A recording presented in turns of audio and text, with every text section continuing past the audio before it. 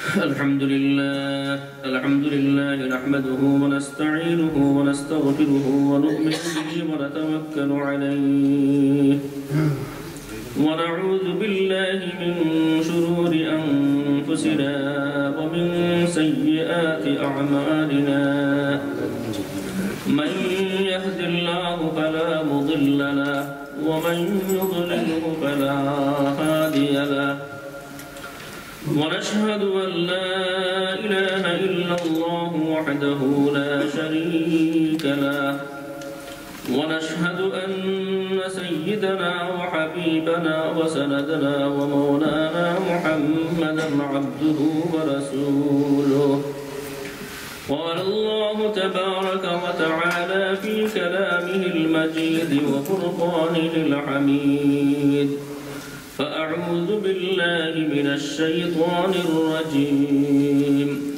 بسم الله الرحمن الرحيم الله لا إله إلا هو ليجمعنكم إلى يوم القيامة لا ريب فيه ومن أصدق من الله حديثا وقال النبي صلى الله عليه وسلم من صلى علي واحدة صلى الله عليه عشرا صلى الله على سيدنا ومولانا محمد وعلى آله وأصحابه وسلم صلى الله على سيدنا ومولانا محمد وعلى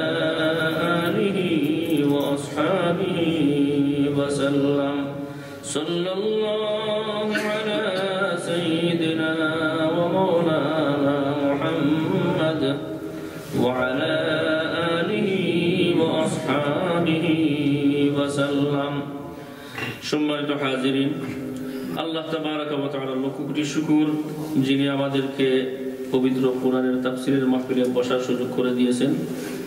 এজন্য আমরা অন্তরের অন্তঃস্থল থেকে শুকর আদায় করি আলহামদুলিল্লাহ। আজকে আমি সূরা নিসার ৮৮ নম্বর আয়াত থেকে ইনশাআল্লাহ যতটুকু সম্ভব কোরআনের তাফসীর করব। এই আয়াতে আল্লাহ পাক পরবর্তীকার আলম মূলত কিয়ামত দিবসে আল্লাহ মানুষদেরকে যে একত্রিত করবেন সে বিষয়ে আলোচনা করেছেন। প্রথমে আল্লাহ পাক পরবর্তীকার আলম বলেন, আল্লাহু লা ইলাহা ইল্লাহু, আল্লাহ এক মহান সত্তা, আল্লাহ ছাড়া দ্বিতীয় আর কোনো উপাস্য নেই। লা ইয়াজমা'আন্নাকুম ইলা ইয়াউমিল কিয়ামাতি লা রাইবা ফি, তিনি তোমাদের সকলকে কিয়ামত দিবসে একত্রিত করবেন, জমা করবেন। লা রাইবা ফি, এতে কোনো সন্দেহ নেই। ওয়ামান আসদাকু মিনাল্লাহি হাদিসা, আর এমন কে আছে যে আল্লাহর চাইতে অধিক সত্যবাদী? আল্লাহর চাইতে অধিক সত্যবাদী পৃথিবীতে আর কেউ আছে? নাই। প্রথমে আল্লাহ নিজের গুণাগুণ বর্ণনা করলেন যে আল্লাহ ছাড়া আর কোনো উপাস্য নেই। তিনি হাসরের ময়দানে সকল মানুষকে একত্রিত করবেন। যেমন আল্লাহ ছাড়া আর কোনো উপাস্য নেই, হাসরের ময়দানেও আল্লাহ ছাড়া একত্রিত করবে বলা আর কেউ নেই, তিনিও করবেন। তো কিভাবে আল্লাহ করবেন এর বর্ণনা কোরআনের এই আয়াতে আসে না। এর বর্ণনা আমরা হাদিস থেকে পাই। আম্মাজান হযরত আয়েশা রাদিয়াল্লাহু তাআলা বলেন যে রাসূলুল্লাহ সাল্লাল্লাহু আলাইহি ওয়াসাল্লাম বলেছেন, আমি শুনেছি যে কিয়ামতের দিন মানুষ বস্ত্রহীন অবস্থায় খালি পায়ে তার সামনে হাজির হবে, হাসরের ময়দানে হাজির হবে। এই অবস্থা শুনে আমি জিজ্ঞাসা করলাম, ইয়া রাসূলুল্লাহ সাল্লাল্লাহু আলাইহি ওয়াসাল্লাম, কিয়ামতের দিন লক্ষ লক্ষ মানুষ একই ময়দানে একত্রিত হবে, পুরুষও থাকবে নারীও থাকবে, ছোটও থাকবে বড়ও থাকবে, এখানে যদি সব উলঙ্গ হয় তাহলে তো বিষয়টা অত্যন্ত লজ্জাজনক হবে। একজন আরেকজনকে এই অবস্থায় দেখতে পাবে। আল্লাহ রাসূল সাল্লাল্লাহু আলাইহি ওয়াসাল্লাম বললেন, হ্যাঁ দেখতে পাবে ঠিকই, কিন্তু হাসরের ময়দান এত ভয়াবহ অবস্থা হবে, সেখানকার এই ভয়াবহ অবস্থার কারণে একজন যে আরেকজনের দিকে তাকাবে, দেখবে, এই সেন্স, এই জ্ঞানটুকু পর্যন্ত থাকবে না। ভয়াবহতার কারণে সকল মানুষ শুধু এই চিন্তায় থাকবে যে আমার জন্য এখন কি ফয়সালা আসবে, কি ফয়সালা চলে আসবে। এই বয়ে মানুষের শরীর থেকে শুধু গাম নির্গত করতে থাকবে। অন্য হাদিসে আল্লাহ রাসূল বলেন যে ওই দিনের ভয়াবহতার কারণে ছোট ছোট বাচ্চা যারা, তারা বৃদ্ধ হয়ে যাবে। যাদের চুল থাকবে কালো, তাদের চুল সাদা হয়ে যাবে। এত ভীষণ, এত কঠিন দিন এই দিন। আল্লাহু আকবার। কুরআনে আল্লাহ পাক পরবর্তীকার আলম এই দিনের ভয়াবহতা সম্পর্কে বলেন, ইয়াউমা তারাউনাহা তাযহালু কুল্লু মুরদিআতিন আম্মা আরদাআত ওয়া তাদউ কুল্লু যাতি হামলিন হামলাহা। আল্লাহ বলেন সেদিন তোমরা দেখতে পাবে যে দুধ পানকারিনী মহিলা তার সন্তানকে ভুলে যাবে। সে কিন্তু বুঝতেও পারবে না যে আমার সন্তান কোথায় চলে গেল। যে সমস্ত মহিলাগণ গর্ভধারিণী থাকবেন, তাদের গর্ভ প্রসব হয়ে যাবে, কিন্তু তারা বুঝতেও পারবে না, টেরও পাবে না যে আমার গর্ভ কিভাবে প্রসব হলো। এত ভীষণ, এত কঠিন অবস্থা হবে। সুকারা, আর মানুষদেরকে নেশাগ্রস্ত অবস্থায় দেখা যাবে। বোঝা যাবে মানুষ মদ পান করে মাতাল হয়ে গেছে। এমন অবস্থা মানুষের হবে। আসলে কি মাতাল? না, মাতাল নয়। এটাও হচ্ছে শাস্তির একটা ধরন, এটাও হচ্ছে শাস্তির একটা পর্যায়ে। কিয়ামতের এই কঠিন অবস্থার কারণে মানুষের এমন অবস্থা হবে। কিন্তু ওই ভয়াবহ দিনেও আল্লাহ পাক পরবর্তীকার আলম কিছু মানুষদেরকে অত্যন্ত শান্ত অবস্থায় রাখবেন। তাদের দিল উৎফুল্ল থাকবে, শান্ত থাকবে, তাদের মধ্যে কোনো চিন্তার লক্ষণ দেখা যাবে না। ওরা কারা? ওরা সম্পর্কে নবী করিম সাল্লাল্লাহু আলাইহি ওয়াসাল্লাম হাদিসে বলেন, আল্লাহ রাসূল সাল্লাল্লাহু আলাইহি ওয়াসাল্লাম বলেন, যে ব্যক্তি সওয়াবের আশায় দুই ঈদের রাতে জাগ্রত অবস্থায় তাকিয়ে আল্লাহর ইবাদত বندگی করে, সেই ব্যক্তির দিল সেদিন মরবে না যেদিন অন্যান্য সকল মানুষের দিল মরে যাবে। তাহলে শান্ত থাকার জন্য, সেদিন ভীতি থেকে মুক্ত থাকার জন্য আল্লাহর রাসূল একটা পথ বাতাই দিয়েছেন। এই পথটা হচ্ছে কি, দুই ঈদের রাত্রিতে সওয়াবের আশায় জাগ্রত থাকা। আল্লাহ রাসূল সওয়াবের আশায় কথা বললেন কেন? প্রচুর মানুষই জাগিয়ে থাকে। যারা বিভিন্ন ক্লাবে যায় তারাও জাগ্রত অবস্থায় থাকে। তাদের এই কাজের মধ্যে সওয়াবের নিয়ত আছে নাই। এই জন্য জাগ্রত থাকতে হবে সওয়াবের নিয়তে, ইবাদতের আশায়, আল্লাহর কাছ থেকে কিছু পাওয়ার আশায় যদি জাগ্রত থাকতে পারেন। কমাস কম যদি এশা এবং ফজরের নামাজ জামাতের সাথে আদায় করতে পারেন, তাহলে ওই রাত্রে জাগ্রতকারীর মধ্যে থেকেও আপনি অন্তর্ভুক্ত হয়ে যাবেন। কিন্তু দুঃখজনক হলেও সত্য, আমাদের সমাজে যে সমস্ত যুবক ইয়াং যারা আছে, তারা ওই রাত্রিকেই আড্ডা, ইয়ার্কি এবং এই ফিল্মের জন্য ওই রাত্রিকেই বেছে নেয়। তারা দেখা যায় যে দুলাভাই, শালি, দেবর, ভাবি পরস্পর বসিয়া আড্ডা, গল্প গুজব এই সমস্ত করে নানান ধরনের বাজে ফিল্ম ওই রাত্রিতে দেখে। যে রাত্রিকে আল্লাহ পাক পরবর্তীকার আলম কিয়ামতের ভয়াবহ দিবস থেকে মুক্তির ওসিলা হিসেবে বানাই দিয়েছেন, সেই রাত্রিকে আমরা জাহান্নামের ওসিলা বানাই ফেলি। এজন্য আমাদের উচিত হচ্ছে এই রাত্রিকে কদর করিয়া আমরা এই রাত্রিকে মূল্যায়ন করা, যাতে কিয়ামতের ভয়াবহতা থেকে আমরা বাঁচতে পারি। হাসরের ময়দানে সমস্ত মানুষ উলঙ্গ থাকবে। এই উলঙ্গ মানুষদের মধ্যে সর্বপ্রথম কাকে কাপড় পরানো হবে? কেউ কি বলতে পারবেন? জি, ইব্রাহিম আলাইহিস সালাম। ইব্রাহিম আলাইহিস সালামকে সর্বপ্রথম কাপড় পরানো হবে। কেন পরানো হবে? দুটি কারণ। একটা কারণ হচ্ছে কি, হযরত ইব্রাহিম আলাইহিস সালামকে নমরুদ এবং তার বাহিনী উলঙ্গ অবস্থায় অগ্নিকুণ্ডের মধ্যে নিক্ষিপ্ত করেছিল। এই উলঙ্গ অবস্থায় নিক্ষেপ করার কারণে হযরত ইব্রাহিম আলাইহিস সালাম যে বেইজ্জত হয়েছিলেন, ওনার ইজ্জত এবং মানের উপর যে আঘাত আসছিল, আল্লাহ পাক পরবর্তীকার আলম তার প্রতিদান হিসেবে কিয়ামতের দিবসে সবার আগে ওনাকে সম্মানিত করবেন। আর আরেকটা বর্ণনায় পাওয়া যায় যে উনি বস্ত্রহীন মানুষকে সর্বপ্রথম বস্ত্র দান করেছিলেন, কাপড় যাদের ছিল না তিনি দান করেছিলেন। এজন্য আল্লাহ পাক পরবর্তীকার আলম কিয়ামতের দিবসে সবার আগে ওনাকে সম্মানিত করবেন। আল্লাহ পাক পরবর্তীকার আলম ওই সমস্ত মানুষের মধ্যে আমাদেরকে অন্তর্ভুক্ত করেন। সকলে বলি আমিন। সামনে আল্লাহ বলেন, فما لكم في المنافقين فئتين والله أركسهم بما كسبوا أتريدون أن تهدوا من أضل الله ومن يضلل الله فلن تجد له نصيرا আল্লাহ বলেন তোমাদের কি হইল যে মুনাফিকদের বেলায় তোমরা দুই দলে বিভক্ত হয়ে গেলে। এই কথাটা যে বললাম, এই কথাটা শুধু বলার কারণে আপনারা কি তরজমা অনুবাদ সব কিছু বুঝে ফেলছেন না। এই জন্য কোরআন বুঝতে হইলে তার শান নজর প্রেক্ষাপট বুঝতে হয়। শুধুমাত্র তরজমা বুঝিয়া কারো পক্ষে কোরআন বোঝা সম্ভব নয়।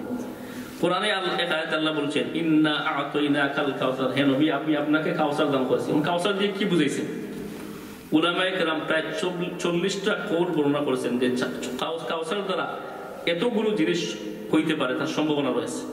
এজন্য কোরআন বুঝতে হইলে তার শান নজর প্রেক্ষাপট বুঝতে হয়। এই আয়াতের শান নজর হচ্ছে কি, হযরত সাআদ বিন মুআজ থেকে হযরত সাঈদ বিন মনসুর এবং ইবনে আবি হাতিম বর্ণনা করেন যে একদিন রাসূল করিম সাল্লাল্লাহু আলাইহি ওয়াসাল্লাম বললেন যে আমি ভাষণ দিব। সাহাবায়ে কেরাম আল্লাহ রাসূলের ভাষণ শুনতেছিলেন। কি ভাষণ? আল্লাহ রাসূল বললেন যে ব্যক্তি আমাকে কষ্ট দেয় এবং আমার বিরুদ্ধে তার ঘরের মধ্যে শত্রুদেরকে লালন পালন করে, শত্রুদেরকে নিয়ে আমার বিরুদ্ধে বিভিন্ন ষড়যন্ত্রে তার ঘরের মধ্যে বসে, এই ব্যক্তির বিরুদ্ধে যুদ্ধ করার জন্য কে কে প্রস্তুত আছে? তখন সাআদ বিন মুআজ রাদিয়াল্লাহু আনহু বললেন ইয়া রাসূলুল্লাহ, ওই লোক যদি আউস গোত্রের হয়, মদিনার মধ্যে প্রসিদ্ধ দুইটি গোত্র ছিল, একটা হচ্ছে আউস আর একটা হচ্ছে খাজরাজ।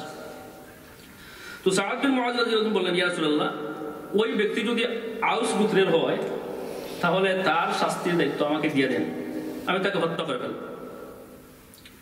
আর যদি খাজরাজ গোত্রের লোক হয় তাহলে আপনি যেটা বলবেন সেটাই হবে, আপনি যে সিদ্ধান্ত নেবেন সেটাই মেনে নেবেন।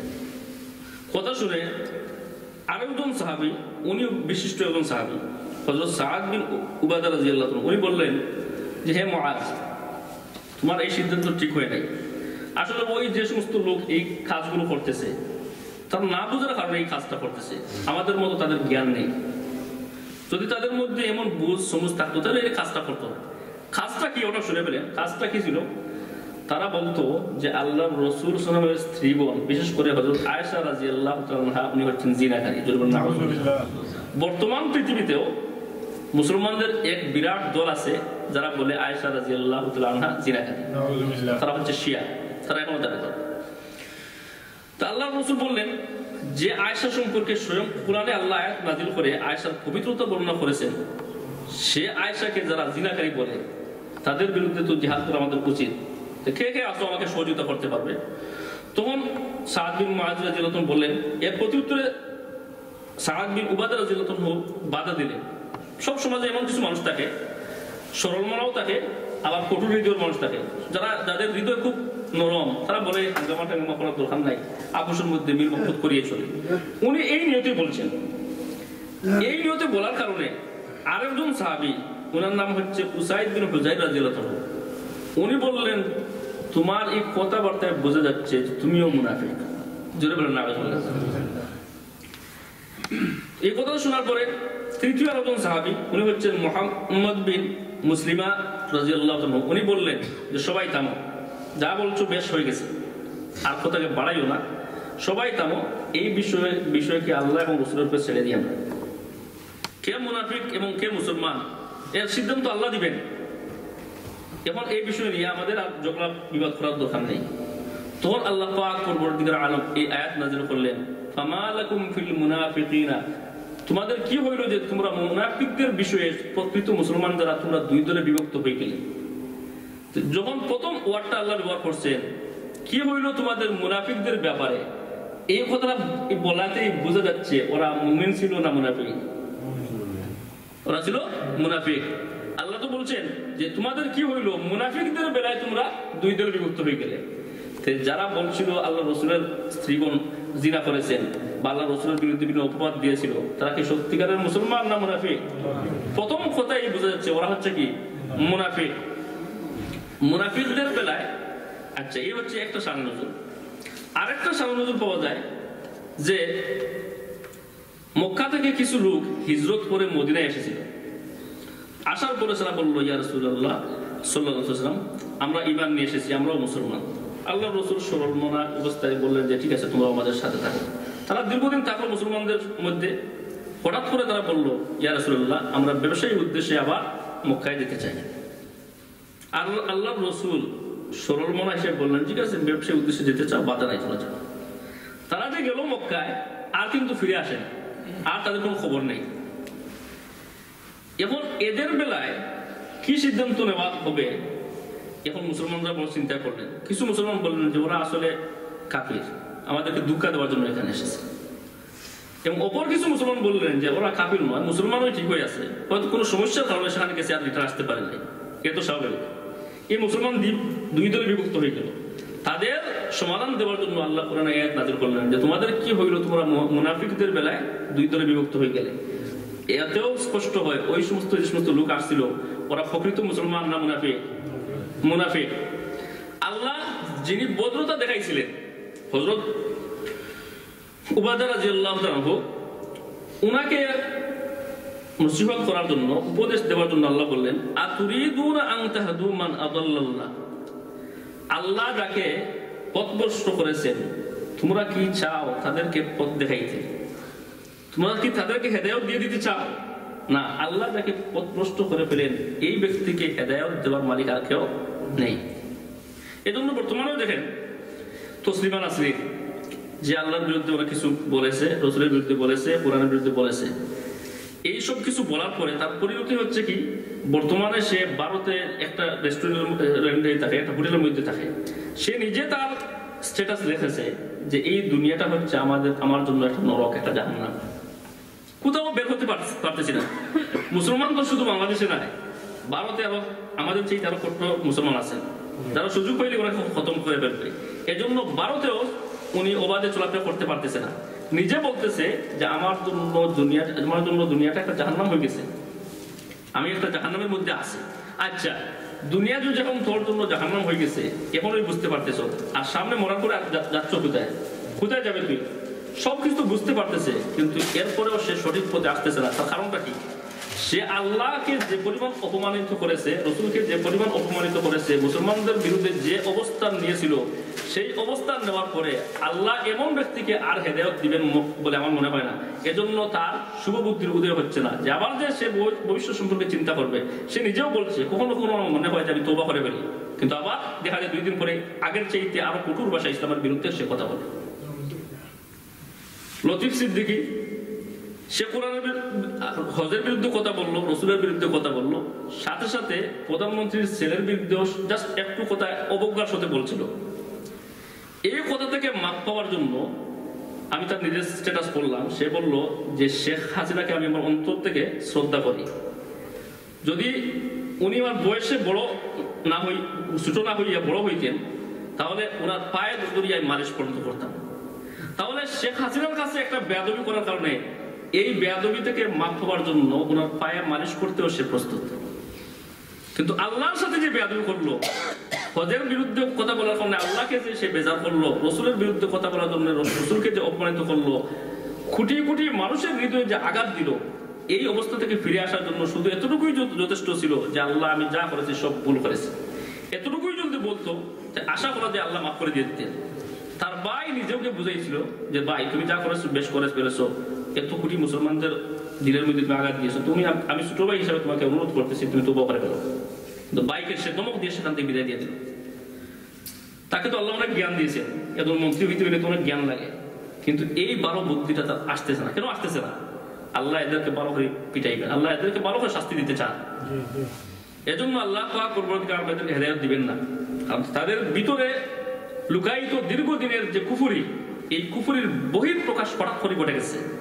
এটা কিন্তু একদিনের নয়, এই দীর্ঘদিনের লালিত কুফরির বহিঃপ্রকাশ যখন একদিনে ঘটছে, এদের জন্য ভালো পানিশমেন্ট পাওয়ার দরকার। এই পানিশমেন্ট দুনিয়ার জেলে হবে না, আখিরাতের পানিশমেন্ট হইতে ইনশাআল্লাহ।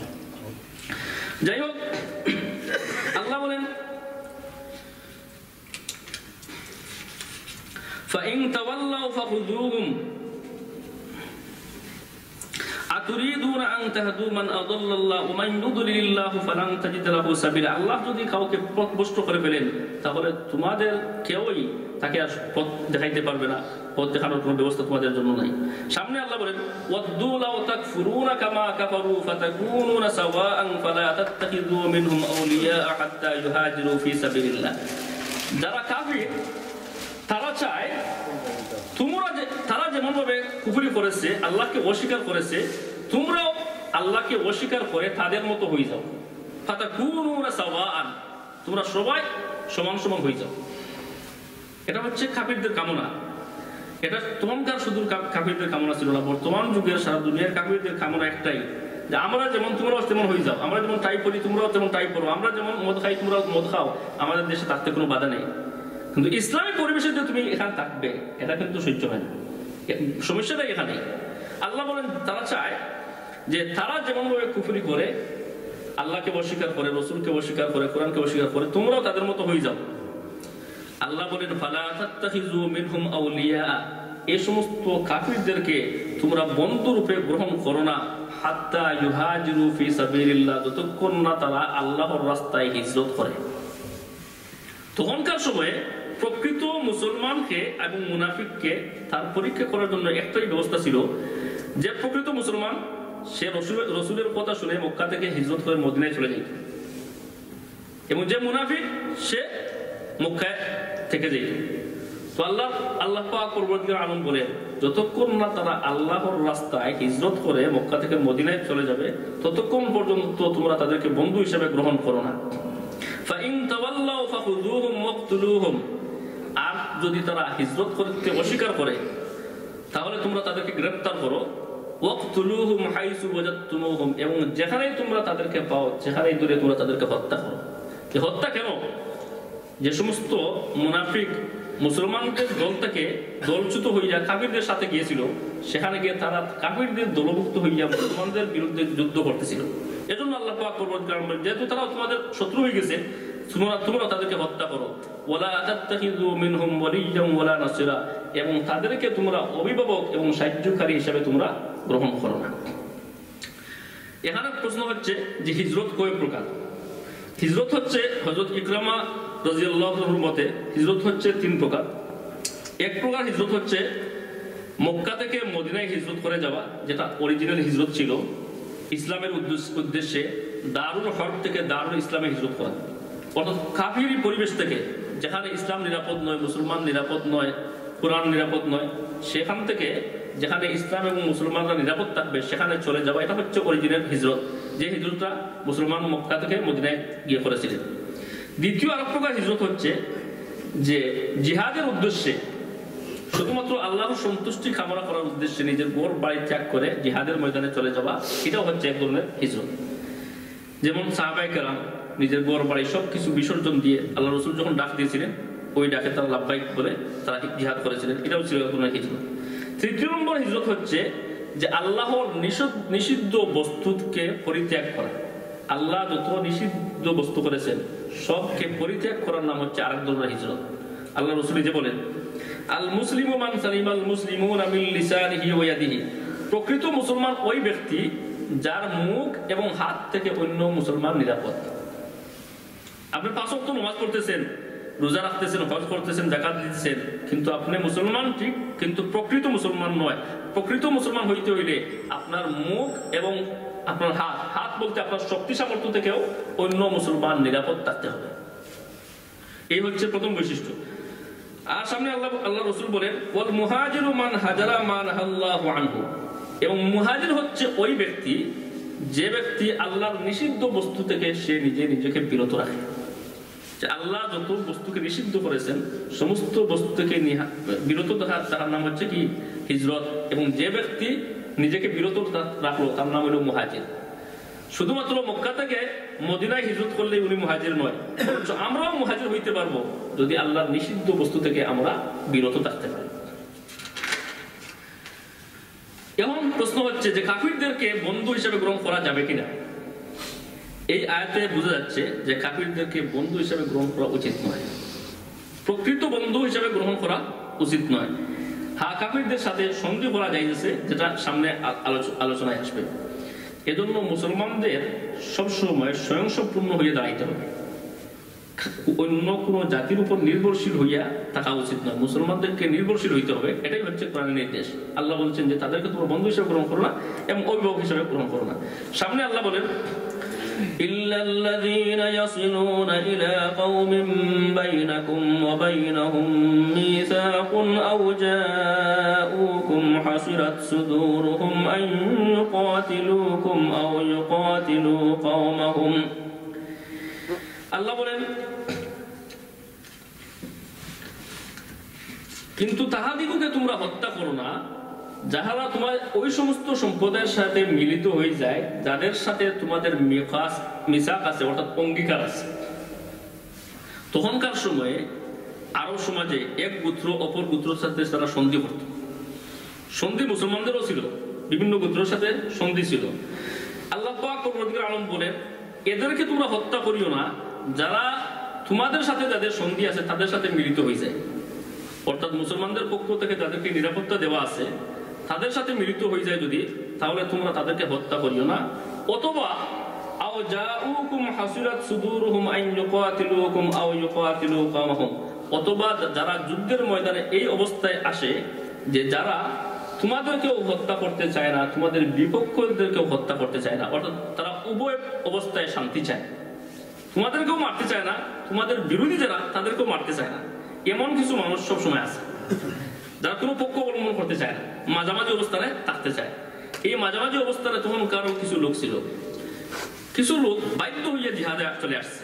এর মধ্যে হযরত আব্বাস রাদিয়াল্লাহু তাআলা আল্লাহ রাসূলের চাচা, উনি তখনকার সময়ে অমুসলিম ছিলেন, কিন্তু অমুসলিম থাকার পরেও আল্লাহ রাসূলের সাথে যে যুদ্ধ করবেন বা মুসলমানদের বিরুদ্ধে যুদ্ধ করবেন ওইটা উনি চাইতেন না, কিন্তু কাফিরদের পিড়াপিড়ির কারণে, চাপের কারণে উনি বাধ্য হইয়া বদর যুদ্ধে চলে আসছেন। তো আল্লাহ বলেন যে যারা তোমাদের সাথে যাদের সঙ্গী আছে তাদের সাথে মিলিত হয়ে যায় এবং যারা বাধ্য হইয়া যুদ্ধক্ষেত্রে আসে কিন্তু তোমাদের হত্যা করার উদ্দেশ্য নয়, তারা নিরাপত্তা চায়, এদেরকে তোমরা হত্যা করো না। আল্লাহ মুসলমানদেরকে বুঝাবার জন্য বলেন ওয়ালাউ শাআল্লাহু লাসাল্লাতাহুম আলাইকুম ফালাকাতালুকুম, আল্লাহ যদি ইচ্ছা করতেন তাহলে তাদেরকেও তোমাদের বিরুদ্ধে শক্তি সামর্থ্য দিতেন এবং তারাও তোমাদের বিরুদ্ধে যুদ্ধ করতে পারতো। আল্লাহ যে তাদের মন থেকে এটা সরাই দিয়েছেন যে আমরা যুদ্ধ করবো না, এটাও তো একটা ভালো লক্ষণ। মুসলমানদের বিরুদ্ধে তারা যুদ্ধ করতেছে না, তাহলে মুসলমানদের উচিত হচ্ছে কি যারা সরাসরি মুসলমানদের বিরুদ্ধে যুদ্ধ ফিল্ডে আসিয়া বিরোধিতা করবে তাদেরকে হত্যা করবে। মাঝামাঝি কোনো মানুষকে মুসলমান হত্যা করতে পারে না। আজকে তো বিভিন্ন জায়গায় এই রং খাস্তা হচ্ছে, অপর পক্ষকে মারতে গিয়া হাজারো নিরীহ মানুষকে মারা হচ্ছে। আপনি অন্য লোককে মারবেন, ট্রেনে আপনি বোম ফুটাই দিলেন, বাসে বোম ফুটাই দিলেন, যে কারণে অনেক নিরীহ মানুষ মরতেছে। এটা কিন্তু ইসলামের পারমিশন নয়। ইসলামের কথা হচ্ছে কি যে প্রকৃত দোষী যে তাকে টার্গেট করে আপনি হত্যা করবেন। প্রকৃত দোষীকে টার্গেট করতে গিয়া যদি ভুলবশত অন্য মানুষকে হত্যা করেন তাহলে তার হুকুম কি, এটা ইনশাআল্লাহ আগামী দিন আলোচনা হবে। এবং আল্লাহ বলেন فَإِنِ اعْتَزَلُوكُمْ فَلَمْ يُقَاتِلُوكُمْ وَأَلْقَوْا إِلَيْكُمُ السَّلَامَ فَمَا جَعَلَ اللَّهُ لَكُمْ عَلَيْهِمْ سَبِيلًا, যারা ওই যুদ্ধক্ষেত্রে চলে আসছে, আসার পরে তারা যদি যুদ্ধ থেকে তারা নিজেকে গুটিয়ে নেয়, যুদ্ধ করতে চায় না এবং তোমাদেরকে হত্যা করে না এবং তারা শান্তি কামনা করে, তাহলে তোমরা শান্তি তাদেরকে দিয়ে দিবে। এই আয়াতের একটা শানে নজুল আছে। সুরাকা বলেন যে আমি যখন শুনলাম যে মক্কা বদর এবং উহুদ যুদ্ধের পরে, যখন বদর যুদ্ধে মুসলমানরা বিজয়ী হয়ে গেল, উহুদ যুদ্ধেও বিশ্লেষণ করলে দেখা যায় মুসলমানরাই বিজয়ী হয়েছিল। এই সব অবস্থা দেখে প্রচুর মানুষ যখন মুসলমান হওয়া শুরু হইল, তখন আল্লাহ রাসূল সাল্লাল্লাহু আলাইহি ওয়াসাল্লাম আমার পুত্র বনি মাদলাদের বিরুদ্ধে যুদ্ধের জন্য হযরত খালিদ বিন ওয়ালিদ রাদিয়াল্লাহু আনহুকে নির্দেশ দিলেন। আমি এই কথা শুনিয়া আল্লাহ রাসূলের খেদমতে হাজির হইয়া বললাম, ইয়া রাসূলুল্লাহ, আমি আপনার জন্য একটা শান্তির প্রস্তাব নিয়ে আসছি। আমি আপনাকে অঙ্গীকার দিচ্ছি যে আমার গোত্রের মানুষ আপনার বিরোধিতা করবে না। তারা মুসলমান হচ্ছে না ঠিকই, কিন্তু আপনার বিরোধিতা করবে না, আপনার শত্রুর পক্ষে গিয়ে তারা সহযোগিতা করবে না। এবং কখনো যদি আপনার আত্মীয় স্বজন কুরাইশবাসী মুসলমান হয়ে যায় তাহলে ওরাও মুসলমান হয়ে যাবে। এই কথা শোনার পরে আল্লাহ রাসূল সাল্লাল্লাহু আলাইহি ওয়াসাল্লাম হযরত খালিদ বিন ওয়ালিদ রাদিয়াল্লাহু আনহু হাত ধরে বললেন, হে খালিদ বিন ওয়ালিদ, তুমি একটা কাজ করো, ওদের গোত্রে যাও গিয়ে অবস্থা পর্যবেক্ষণ করিয়া যদি উনি যা বলতেছে তা সত্য হয় তাহলে ওদের সাথে সন্ধি করে গেল। খালিদ বিন ওয়ালিদ রাদিয়াল্লাহু আনহু সেখানে গেলেন, গিয়ে দেখলেন যে উনি যা বলছিল তা ঠিকই আছে। এজন্য উনি সন্ধি করলেন। সন্ধির মধ্যে দুইটা শর্ত ছিল। একটা শর্ত হচ্ছে যে তারা মুসলমানদের বিরুদ্ধে অন্য কোনো পক্ষকে সহযোগিতা করবে না, আর অপর চুক্তি ছিল এটা যে যদি মক্কাবাসী বিশেষ করে কুরাইশবাসী মুসলমান হয়ে যায় সাথে সাথে তারাও মুসলমান হয়ে যাবে। এই দুই শর্তের উপর সন্ধি করিয়া উনি চলে আসলেন। এরপরে এই সন্ধি আল্লাহর কাছে বড় পছন্দ হইল।